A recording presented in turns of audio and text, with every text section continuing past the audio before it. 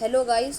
आज मैं आपको क्लास 9 के चैप्टर 9 के 50 MCQs की प्रैक्टिस कराने वाला हूँ।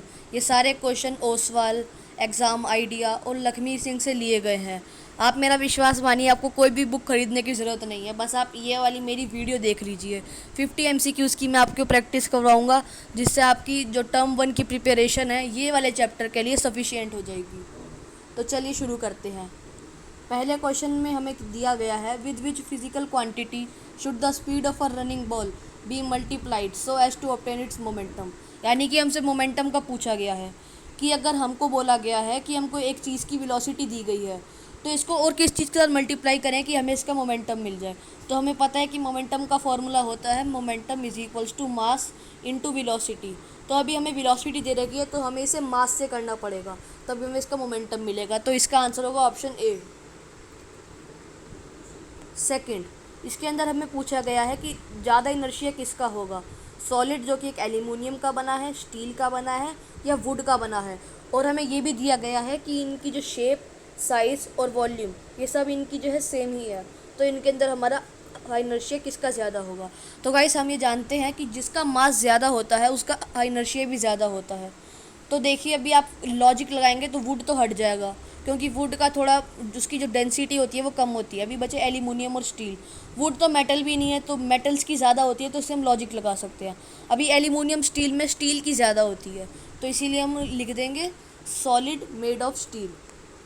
Third question, the acceleration of an object is.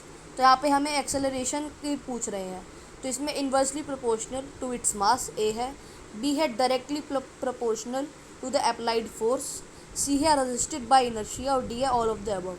तो हमें पता है कि ये मास से ये इन्वर्सली प्रोपोर्शनल होती है, क्योंकि अगर किसी ऑब्जेक्ट का बहुत ज़्यादा मास होगा तो वो बहुत कम एक्सेलरेट करेगा। और जैसे कि एक ट्रेन है तो बहुत कम एक्सेलरेट करेगी अगर हम उसको फोर्स डालेंगे, या करेगी ही नहीं, लेकिन एक साइकिल कर जाएगी वो उतनी फोर्स में। तो इसलिए ये इन्वर्सली प्रोपोर्शनल हुए। बी है directly proportional to the applied force. हाँ, अगर हम फोर्स ज़्यादा लगाएंगे तो ऑब्जेक्ट एक्सेलरेट भी ज़्यादा ही करेगा, फोर्स कम लगाएंगे तो एक्सेलरेट करेगा। ठीक है। सी है रजिस्टर्ड बाय इनर्शिया। हाँ, इसको हमने पढ़ा था ना कि change in state of motion या फिर रेस्ट, तो वो एक्सेलरेशन ही तो होता है कि उसकी वेलोसिटी या कुछ चेंज हो गया। तो इसलिए इसमें तीनों ही सही है, तो इसका हो जाएगा all of the above. Fourth में हमसे ट्रू फॉल्स पूछा गया है। N unbalanced force can also stop a moving body. हाँ, क्योंकि अनबैलेंस्ड फोर्स जो है इम्पैक्ट कर सकती है उसके स्टेट को, तो इसलिए वो कर सकती है। ठीक है, तो इसका हो जाएगा true. Fifth, to every action there is an dash and dash reaction. तो जी हाँ, ये लॉ ही है, इसके अंदर में फिल इन द ब्लैंक्स है। तो हम सब ने पढ़ा है कि कितनी बार तो याद ही हो गया होगा इतना पढ़ पढ़ के। To every action there is an equal and opposite reaction, तो इसका हो जाएगा ए। ये आपकी बुक का ही सेंटेंस है। Sixth, read the given passage and answer the following questions. A large bus and a van both moving with a velocity of magnitude v1 have a head-on collision and both the vehicles stop after the collision. The time of the collision is 1 second. The vehicle which experienced the greater acceleration is. तो बहुत लंबा चौड़ा question है, लेकिन इसका answer बहुत ही simple सा है, सच में बहुत सिंपल सा। मैं आपको समझाता हूँ। जैसे कि अगर एक साइकिल और एक ट्रक, ये इनकी अगर टक्कर हो जाए तो आपको भी ये कॉमन सेंस से आपको पता चल जाएगा कि ट्रक जो है वो थोड़ा कम इम्पैक्ट होगा, वो ज़्यादा दूर नहीं जाएगा, लेकिन साइकिल लगते ही उड़ जाएगी, है ना, बहुत दूर जाएगी, वो डिस्ट्रक्ट ही हो जाएगी। वैसे इसके अंदर एक हमें कंपैरिजन दे रखा है वैन और बस का। तो वैन आपको पता है कुछ नहीं है, कार जितनी ही होती है, उससे ज़्यादा तो नहीं होती, और बस बहुत बड़ी होती है। तो जिस तरह ट्रक को कम होगा लेकिन साइकिल को ज़्यादा होगा, उसी तरह बस को भी कम ही होगा और वैन को ज़्यादा होगा। तो वैन ज़्यादा एक्सेलरेट करेगी, इसलिए इसका हो जाएगा वैन। सेवन्थ, अभी ये असर्शन रीज़न क्वेश्चन है। मैंने आपको कहा था ना कि टर्म 1 का मैं आपको जो न्यू पैटर्न है उसके हिसाब से करवाऊंगा, तो असर्शन रीज़न क्वेश्चन भी मैंने आपको दिया है। असर्शन ये है कि when astronauts throw something in space that object would move in opposite direction but with the same speed. Reason है क्योंकि the object would continue moving in the same direction with same speed. तो हम assertion को देखिए, assertion reason को solve करने के लिए पहले असर्शन को देखो, रीज़न को भूल जाओ।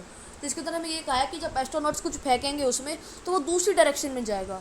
ऐसा पॉसिबल नहीं है, किसी भी चीज़ को अगर आप सामने फेंकोगे तो वो कभी भी पीछे नहीं जा सकती। तो ये जो आपका असर्शन है फॉल्स हो जाएगा। अभी रीज़न को देखिए, रीज़न है the object would continue moving in the same direction with same speed. हाँ, क्योंकि स्पेस में कोई एक्सटर्नल अनबैलेंस्ड फोर्स नहीं होती, तो वहाँ पे जो Newton's first law of motion है वो एप्लीकेबल होगा, है ना। तो वहाँ पे वो सेम डायरेक्शन में सेम स्पीड के साथ ही चलता जाएगा। तो हमारे इसका आंसर, क्योंकि असर्शन फॉल्स है और रीज़न ट्रू है, तो इसका हो जाएगा डी। देखिए बस समझना होता है, अगर आपको कंसेप्ट क्लियर हो तो असर्शन रीज़न ये केस बेस्ड सभी हो जाते हैं। 8th, how many dynes are there in 1 newton. तो 1 न्यूटन में आपको पता होगा, ये वैसे तो आपके सिलेबस का है नहीं तो इसको करके कुछ फ़ायदा नहीं है, लेकिन आपको पता है कि कुछ बुक में एक्स्ट्रा दिया होता है। यहाँ पे सिलेबस का नहीं है तो आपको करने की ज़रूरत ही नहीं है, आपका टाइम ही बर्बाद होगा, जबकि मेरे पास टाइम कम है प्रिपरेशन के लिए। In collision and explosion the total dash remains constant provided that no external dash acts. अब इसको आप ध्यान से देखिए, अगर आपको मैं आपको टिप देता हूँ, अगर आपको समझना आए ना तो इनको एक एक ऑप्शन को फिल इन द ब्लैंक्स में रख के देख लो। तो पहले को रख के देखते हैं, जैसे कि in collision and explosion the total force remains constant. Force का हमने कुछ नहीं पढ़ा है कि फोर्स कांस्टेंट होती है। The total velocity remains constant, नहीं वो एक्सेलरेट कर सकता है, ऐसा कुछ नहीं है। The total mass remains constant, mass का भी हमने कंजर्वेशन पढ़ा नहीं है। डी है the total momentum remains constant, हाँ हमने पढ़ा है कि कंजर्वेशन ऑफ मोमेंटम में मोमेंटम कांस्टेंट रहेगा। Provided that no external dash acts, तो एक्सटर्नल पढ़ के मन में क्या आता है, फोर्स आता है ना, एक्सटर्नल अनबैलेंस्ड फोर्स कितनी बार बोला जाता है। तो मोमेंटम नहीं होगा, इनर्शिया ये भी नहीं होगा, तो ऑटोमेटिकली इसमें डी हो जाएगा।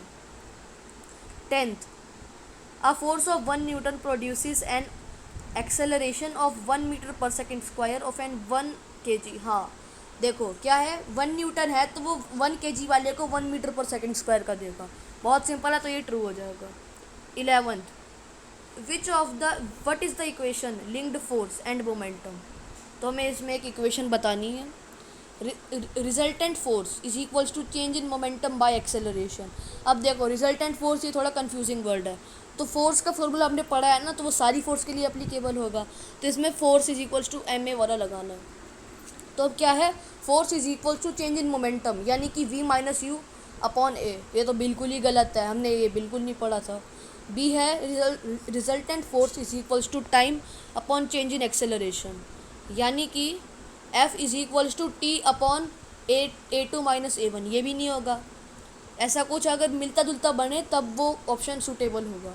सी है resultant force is equals to mass upon change in momentum, यानी कि रिजल्टेंट फोर्स है force is equals to M upon M V minus U, ऐसा भी कुछ नहीं था। अभी डी है resultant force is equals to change in momentum upon time. तो चेंज इन मोमेंटम क्या है, एफ, इसमें ये इसकी इक्वेशन करेंगे तो क्या बनेगा, एम ब्रैकेट में V minus U upon T, तो V minus U upon T acceleration हो जाएगा, तो force is equals to M A, तो इसका डी होगा। 12th, Newton second law of motion, Newton second law gives us a measure of. तो अभी इसका सेकेंड लॉ है force is equals to mass times acceleration, तो फोर्स का ही फॉर्मूला देता है, तो इसका हो जाएगा B. 13th, name the unbalanced force which slows down the moving bicycle when we stop pedalling it. तो आपको पता है कि जब हम उसको अपनी बाईसाइकिल को पेडल करना बंद कर देंगे तो वो अपने आप ही रुक जाएगी। अब वो क्यों रुकेगी, क्योंकि इसमें फोर्स ऑफ फ्रिक्शन है, फ्रिक्शन जो है उसको अपोज कर देता है, रिलेटिव मोशन को अपोज करता है, तो इसका हो जाएगा force of friction A. 14th, inertia is the natural tendency of an object to resist a change in its state of motion or rest. The mass of an object is a measure of its inertia. ये तो कूद के कह रहे हैं कि ये सच है, अगर कंसेप्ट क्लियर है तो हमें ये तो बिल्कुल डायरेक्ट क्वेश्चन है कि हाँ ये ट्रू ही है। 15th, the SI unit of force is Newton which is denoted by N। हाँ ये भी बिल्कुल सही है, 100% सही है, तो इसका ट्रू हो जाएगा। 16th, अभी ट्रू फॉल्स का फिर से एक क्वेश्चन है, a pusher pull on an body is called force. हाँ सही है, while the direction in which the body is pushed or pulled is called the direction of force। हाँ लॉजिकल बात है, तो ट्रू हो जाएगा इसका। Name the law involve in the situation, the sum of the products of masses and velocities of two bodies before and after their collision remains the same। तो ये law of conservation of momentum है, साफ साफ collision के बाद का और पहले का सेम रहेगा, तो इसका ए हो जाएगा। सबसे बड़ा टॉपिक है, तो ये वाला आपको याद रखना है, कंजर्वेशन ऑफ मोमेंटम का topic. 18th, a water tank filled up to 2/3 of its height is moving with a uniform speed. On sudden application of the brake, the water in the tank would. तो आपको पता है कि जैसे हम गाड़ी में जा रहे होते हैं, तो जैसे ही अचानक से ब्रेक लगती है तो हम थोड़ा आगे की तरफ हो जाते हैं। तो वाटर भी एक सब्सटेंस ही है इस यूनिवर्स में, तो वो भी वही प्रॉपर्टी दिखाएगा, तो वो आगे हो जाएगा। 19th, why do bicycles begin to slow down when we stop pedaling? ये तो हमने अभी किया था, क्योंकि फ्रिक्शनल फोर्स उसके ऊपर एक्ट कर रही है। 20, the net force acting on the object is zero van ever balanced force act on it. हाँ, क्योंकि बैलेंस्ड फोर्स की जो रिजल्टेंट होता है वो जीरो ही होता है, तो इसका ट्रू हो जाएगा। 21, what is the principal on which a rocket works. तो हमने पढ़ा था कि जब एक रॉकेट को जब वो वर्क करता है तो उसके अंदर जो फ्यूल होते हैं वो बहुत सारी गैसेस को इवॉल्व करते हैं, वो गैस नीचे जाती हैं, फिर वो रिएक्शन देके वो रॉकेट को ऊपर की तरफ पुश करती है, जिससे वो उड़ जाता है, तो इसका सी हो जाएगा। 22, does Newton third law apply to a system where bodies do not actually touch each other. हाँ, तो वो क्योंकि ऐसा तो कहीं नहीं कहा गया है ना कि उनको एक दूसरे के कांटेक्ट में होना चाहिए। कुछ नॉन कांटेक्ट फोर्सेस भी होती हैं, जैसे ग्रेविटी किसी को खींचती है, मैग्नेटिक फोर्स, इलेक्ट्रोस्टैटिक फोर्स, तो सभी फोर्स के लिए एप्लीकेबल है, ऐसा नहीं कहेंगे कहा गया कि नॉन कांटेक्ट पे नहीं है। 23, the tendency of an object of a body to oppose or resist any change in state of rest or uniform motion is called inertia of the body. बिल्कुल ट्रू है ये। 24, can every force produce motion in every object. तो ये पूछ रहा है कि हम कोई दुनिया की कोई भी फोर्स लगवा ले तो वो क्या मोशन ही लगाएगी? नहीं, तो कुछ ऐसी फोर्सेस, बैलेंस्ड फोर्स कहते हैं उनको, जो ऐसी फोर्सेस होती हैं जो वो मोशन को प्रोड्यूस नहीं करती हैं, तो इसका हो जाएगा नो। व्हाट इज़ द ऐसा यूनिट ऑफ फोर्स। तो ऐसा यूनिट ऑफ फोर्स है न्यूटन, क्योंकि न्यूटन ने इस पर सबसे ज़्यादा काम किया था, तो उनके ऑनर में न्यूटन रखा गया है। 26, if a body is found to be accelerated is the force acting on it balanced और अनबैलेंस्ड। यानी कि एक्सेलरेट हो रही है मतलब इसकी वेलोसिटी चेंज हो रही है, यानी कि कुछ तो रिजल्टेंट इसका ज़ीरो नहीं है, इसलिए ये अनबैलेंस हो जाएगा। बैलेंस में तो कुछ होता ही नहीं, लेकिन यहाँ पे कुछ इम्पैक्ट तो आ रहा है ना। 27, a horse continues to apply a force in order to move a cart with constant speed because the force applied by the horse balances the force of friction. तो इसमें बोला गया है कि एक जो हॉर्स है वो फोर्स लगाए रखता है, एक जो घोड़ा गाड़ी होती है तो उस पर फोर्स लगाता है ताकि वो हिल सके, लेकिन इसी दौरान वो फोर्स ऑफ फ्रिक्शन भी अप्लाई होती है। हाँ, तो ट्रू है, ये बिल्कुल सही है। The speed of the falling body increases continuously this is because, जब देखिए जब आप किसी भी चीज़ को ऊपर से छोड़ेंगे तो पहले धीरे धीरे आएगी, फिर ज़्यादा तेज हो जाएगी, फिर आखिरी में आके बहुत तेज़ी से गिरेगी, क्योंकि उसमें ग्रेविटी एक्ट कर रही है, और gravity is nothing but the attraction of earth, तो इसलिए इसका हो जाएगा D, the earth attracts it. Internal forces are always balanced, are never balanced, may or may not be balanced, none of this. तो देखिए कभी भी जब अनबैलेंस्ड फोर्स का यूज़ किया जाता है तो क्या बोला जाता है? External unbalanced force. तो यहीं से आपको ज़्यादा लग जाता है कि अगर एक्सटर्नल बोला जा रहा है, इसका मतलब जो इंटरनल फोर्सेस होंगी वो सारी हमेशा बैलेंस्ड ही होंगी, तो इसका हो जाएगा आर ऑलवेज बैलेंस्ड। एक छूट गया शायद। 30, the force exerted by an electrically charge body is called. तो ये अपने छोटी क्लासेस में पढ़ा हुआ है कि इसे इलेक्ट्रोस्टैटिक फोर्स बोलते हैं। जैसे कि हमने पढ़ा था कि जब एक हम कॉम्ब को चार्ज करते हैं खुद के ऊपर रब करने से, तो वो स्मॉल पीसेस ऑफ पेपर को वो अपनी तरफ खींच लेती है, जिसको इलेक्ट्रोस्टैटिक फोर्स बोलते हैं। 31, what is the momentum of an object of mass v moving with uniform velocity v। तो हमने पढ़ा हुआ है कि momentum is nothing but mass into velocity, तो यहाँ पे मास है m और वेलोसिटी है v, तो इनका प्रोडक्ट होगा mv। सिंपल था, तो इसका हो जाएगा D. 32, assertion reason question, main question. तो इसमें बोला गया है कि जब एक फायरफ्लाई एक बस को हिट करती है तो एक दूसरे पे, तो बस और फायरफ्लाई दोनों एक दूसरे पे सेम फोर्स लगाते हैं। हाँ जी, बिल्कुल सही है, ये Newton third law of motion के according action is equals to minus reaction, तो मैग्नीट्यूड में सेम होएगा। रीज़न क्या है? Firefly has less mass as compare to the mass of the bus. हाँ, ये भी सही है, क्योंकि जो उसका फायरफ्लाई देखिए हाँ तो हाँ, इसमें फायरफ्लाई का मास कम है, तो ये असर्शन और रीज़न दोनों ही सही है। लेकिन अभी आप खुद सोचो कि क्या ये इसका रीज़न हो सकता है, क्योंकि फायरफ्लाई का मास कम है तो सिर्फ यही रीज़न है कि दोनों एक दूसरे पे मास लगाते हैं? ये रीज़न नहीं है, Newton third law of motion इसका रीज़न है। तो इसका एक्सप्लेन नहीं कर पा रहा है रीज़न, तो इसका हो जाएगा बी आंसर। ये देखिए correct answer B. 33, a plastic ball and a clay ball of equal masses traveling in the same direction with equal speeds strike against a vertical wall. From which ball does the ball receive a greater amount of momentum? तो हमें बोला गया कि मास भी उनका same है, speed भी same है, तो बिल्कुल तो सेम है सारे वो। तो क्या इनमें डिफरेंस है? तो दोनों एक ही वो करेंगे, मोमेंटम, क्योंकि मोमेंटम क्या है, मास इनटू वेलोसिटी। मास और वेलोसिटी दोनों के सेम ही है, तो मोमेंटम भी सेम ही होगा ऑब्वियसली। तो इसका हो जाएगा सी। 34th, the mass of an object A is 6 kg whereas that of another object B is 34 kg. Which of the two objects A और B has more inertia? तो हमें पता है कि मास जो है इनर्शिया का मेज़र है। किसी का मास ज़्यादा होगा तो वो इनर्शिया उसकी ज़्यादा होगी, यानी उसका वो ज़्यादा रेजिस्ट करेगा अपनी चेंज ऑफ स्टेट, या जिसमें भी वो चेंज होगा वो उससे ज़्यादा रेजिस्ट करेगा। तो इसीलिए इसका हो जाएगा बी, क्योंकि बी का मास ज़्यादा है। 35th, the property by the virtue of which an object tends to remain in the state of rest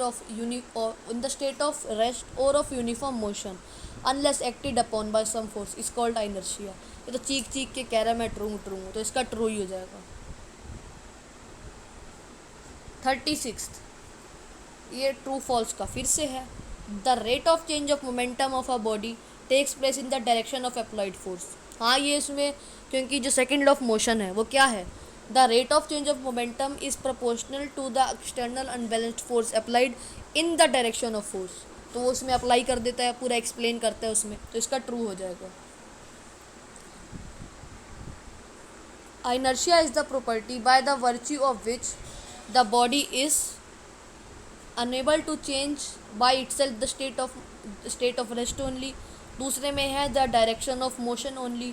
तीसरे में है the state of linear motion only. और डी में है रेस्ट भी और यूनिफॉर्म मोशन भी। हाँ तो डी रेस्ट भी और यूनिफॉर्म मोशन दोनों का ही है वो, तो इसलिए इसका हो जाएगा D. What is unbalanced force? तो एक अनबैलेंस्ड फोर्स क्या है? पहला है the automatic displacement of the body without any push और पुल, यानी कोई पुश और पुल है ही नहीं, ऐसा तो कुछ नहीं है, डेफिनेशन में ही लिखा है पुश और पुल। बी है an object moves with a uniform velocity when the forces pushing force and frictional force acting on the object. हाँ ये हो सकता है। सी है there will be a change either in its speed or in the direction of motion that will accelerate the motion of an object. तो uniform velocity वाला थोड़ा सा हमें रॉन्ग लग रहा है, क्योंकि एक्सेलरेट होता है, इसलिए इसका सी होना चाहिए। देखिए correct answer C. The inertia of a moving object depends on, इसके मास पर डिपेंड करता है। देखिए साथ साथ आपका रिवीजन भी हो रहा है, तो वीडियो देखते रहिए, 15-20 मिनट से ज़्यादा की वीडियो मैं नहीं बनाऊंगा। Mass. Rakesh tries to push a box on a rough floor but it is unable to move it. Name the force which balances the force applied by him. तो फोर्स ऑफ फ्रिक्शन जो है वो वापस वो लगा रहा है बॉक्स, क्योंकि वो हमेशा जो भी रिलेटिव मोशन होता है फोर्स ऑफ फ्रिक्शन उसको अपोज करती है, इसलिए इसका हो जाएगा A. 41, name the law involve in the situation. If there was no friction and no air resistance then a moving bicycle would go on moving for ever. इसमें क्या बोला गया है? इसमें यही Newton first law of motion ही बोला गया है इसमें, कि अगर कोई भी वो एक्सटर्नल अनबैलेंस्ड फोर्स नहीं है तो एक बॉडी बिल्कुल यूनिफॉर्म वेलोसिटी में ही रहेगी या फिर वो रेस्ट में रहेगी, तो इसीलिए इसका हो जाएगा Newton's first law of motion. 42, what is the relationship between force and acceleration? तो इसका साफ सीधा सा आंसर है C. Newton second law of motion की मैथमेटिकल डेरिवेशन है force is equals to mass into acceleration, इसीलिए इसका आंसर होगा सी। ये देखिए sorry. 43, which of the following is an equation of the motion of a body? एक body का एक मोशन है तो उसकी हम जो उसकी इक्वेशन हम कैसे करेंगे। ए तो मोमेंटम की है जी, बी फोर्स की है, जो सी है ये मोशन की है, क्योंकि हमने पढ़ा था ना 8th वाले चैप्टर में first equation of motion, second equation of motion, तो ये फर्स्ट इक्वेशन ऑफ मोशन है। डी तो कहीं से भी नहीं है, तो क्योंकि इसमें फोर्स आ गया है, तो इसका हो जाएगा सी। ये देखिए फिर से असर्शन रीजनिंग का क्वेश्चन है। एक 5 रुपये के सिक्के में ज़्यादा इनर्शिया होता है ना, बिल्कुल सही बात है, क्योंकि मैं आपको एक फैक्ट बताता हूँ, जो इनके मास है ना कॉइन्स के, वो इनकी जो करेंसी के हिसाब से रखे गए हैं, जैसे कि 1 का कम मास होगा, 5 का ज़्यादा होगा, 10 का उससे थोड़ा ज़्यादा होगा, तो इसीलिए 5 रुपये कॉइन का इनर्शिया भी ज़्यादा होगा क्योंकि उसका मास भी ज़्यादा है। तो असर्शन ट्रू है। रीज़न है कि इनर्शिया मोशन पर डिपेंड ही नहीं करता। ऐसा हो सकता है कभी? नहीं हो सकता, इसलिए इसका सी हो जाएगा क्योंकि रीज़न फॉल्स है। ये देखिए 45th, what is the name of the scientist who proved for the first time that objects move with constant speed when no force acts upon them? तो इसका हो जाएगा बी, गैलीलियो गैलीली। ऐसा इसीलिए अभी आप सोच रहे होंगे कि आइजैक न्यूटन क्यों नहीं है, उन्होंने तो Newton's first law of motion भी दिया है।